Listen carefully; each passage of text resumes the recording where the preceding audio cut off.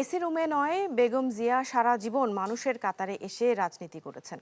এমন মন্তব্য করে বিএনপির শীর্ষ নেতারা বলেছেন তিনি কোনোদিন অন্যায়ের সাথে আপোষ করেননি। অভিযোগ করেন একটি মহল দেশের স্থিতিশীলতা নষ্ট করতে ষড়যন্ত্রের চেষ্টা করছে।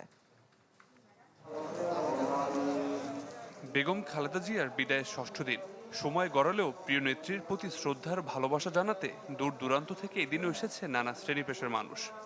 বাংলাদেশ যতদিন থাকবে, স্বাধীনতা যতদিন থাকবে, এই সার্বভৌমত্ব যতদিন থাকবে, দেশনেত্রী বেগম খালেদা জিয়ার প্রতি মানুষের ভালোবাসা আবেগ ততদিন থাকবে।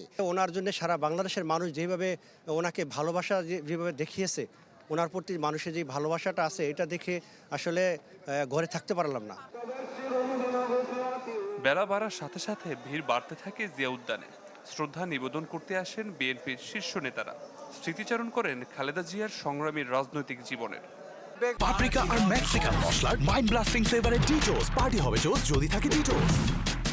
বেগম খালেদা জিয়া এমন একজন নারী ছিলেন যিনি গৃহবধূ থেকে দেশের কোটি কোটি মানুষের আহ্বানে নিজের জীবনকে তিনি উৎসর্গ করেছিলেন বাংলাদেশের মানুষের জন্য।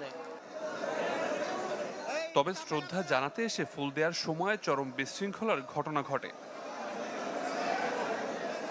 কবরের মতো পবিত্র জায়গায় ছিল সেলফি তোলার হিড়িক। বেগম জিয়া চলে গেছেন, তবে সাধারণ মানুষ বলছেন তিনি রয়ে গেছেন মানুষের হৃদয়ে। তাই তো প্রতিদিন হাজারো মানুষ আসছেন তার কবর জিয়ারত করতে। সাধারণ মানুষের দাবি, বেগম জিয়া যে আপোষহীন রাজনীতি করতেন তা যেন চলমান থাকে বিএনপির পরবর্তী প্রজন্মে। আবির হোসেন, চ্যানেল 24, ঢাকা।